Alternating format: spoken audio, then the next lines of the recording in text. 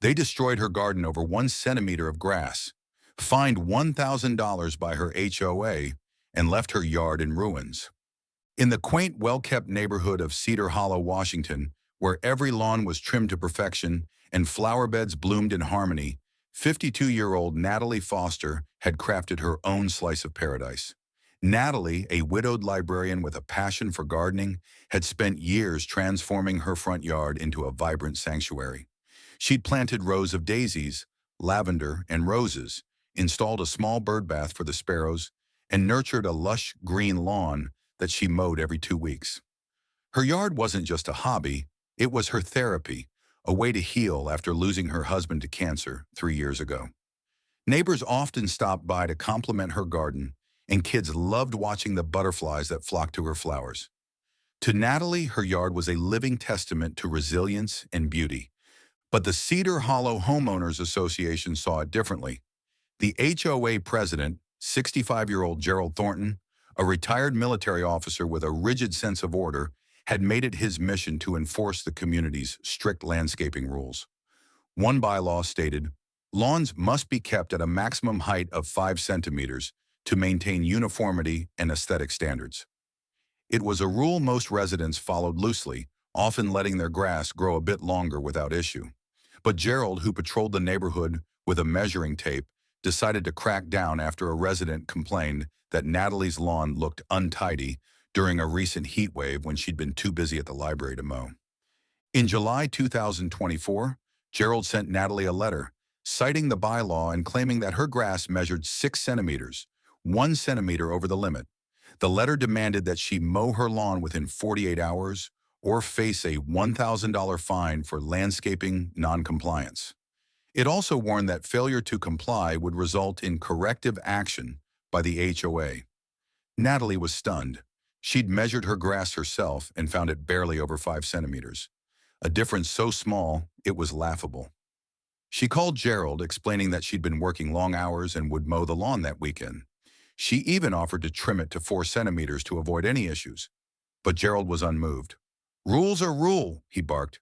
"5 centimeters is the limit. Fix it or we will." Natalie planned to mow her lawn on Saturday, but she never got the chance.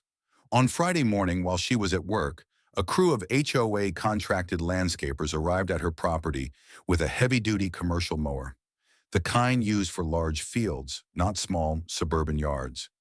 Without warning, they fired up the machine and tore through Natalie's lawn, cutting the grass down to a patchy 2 centimeters.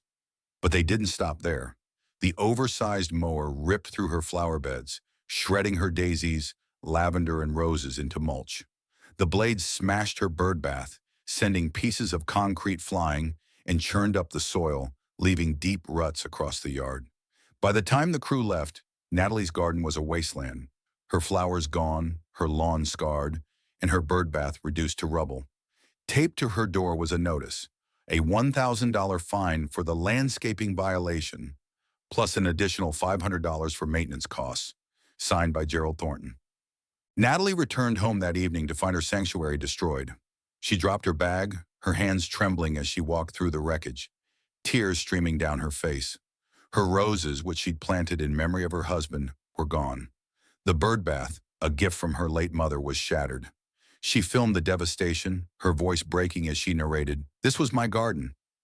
The HOA did this over 1 centimeter of grass. She posted the video on X with the caption, "The HOA ruined my yard and fined me $1,500. Lawn War." The video went viral, gaining 6 million views in 48 hours, with the hashtag trending nationwide.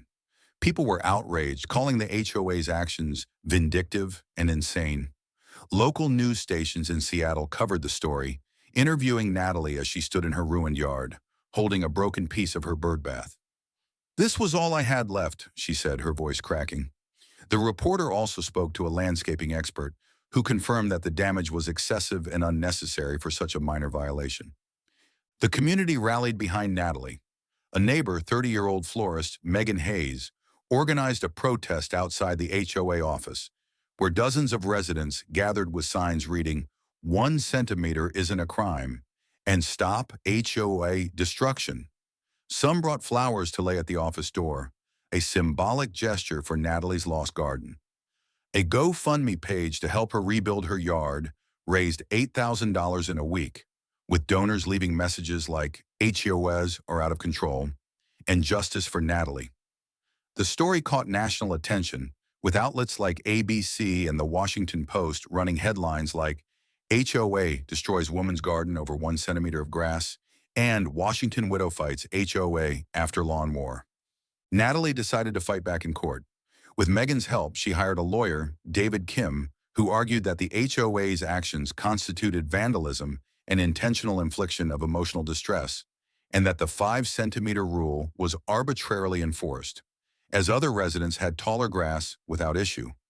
The lawsuit sought $10,000 in damages for the destroyed garden, the removal of the fine, and an injunction to prevent further HOA interference. The case drew a crowd to the courtroom, with supporters wearing flower pins in honor of Natalie's garden. David presented photos of the ruined yard, estimates valuing the damage at $5,000, and a therapist's report detailing Natalie's depression and anxiety since the incident. Natalie took the stand, her voice steady but emotional. "That garden was my healing. They took that from me over 1 centimeter." Gerald, representing the HOA, showed no remorse. He claimed the 5 centimeter rule was meant to maintain uniformity and that Natalie's non-compliance justified the HOA's actions. He produced the bylaw and argued that the HOA had the right to enforce its standards, even if it meant using aggressive measures. The judge, a stickler for contractual agreements, ruled in favor of the HOA, stating that the bylaw was legally binding and the HOA had the authority to correct violations after issuing a warning. The case was dismissed, the fine upheld, and Natalie was ordered to pay the HOA's legal fees, an additional $4,000 burden. Natalie left the courtroom in tears, the weight of the loss crushing her. The ruling sparked outrage online, with number lawn war trending again, this time with calls for HOA reform. Gardening communities and environmentalists condemned the decision, arguing that it discouraged sustainable landscaping. In Cedar Hollow, Gerald remained HOA president, issuing new rules requiring weekly lawn inspections and fining residents for any grass over 4 centimeters, further tightening control. Natalie used the GoFundMe money to repair her yard, but she couldn't bring herself to replant her flowers, afraid of what Gerald might do next. Her once vibrant garden remained a barren patch, a painful reminder of the fight she'd lost. Cedar Hollow, once a peaceful haven, became a battleground, with residents living in fear of the HOA's iron rule. And the nation watched in anger, wondering how such a small infraction could lead to such devastation.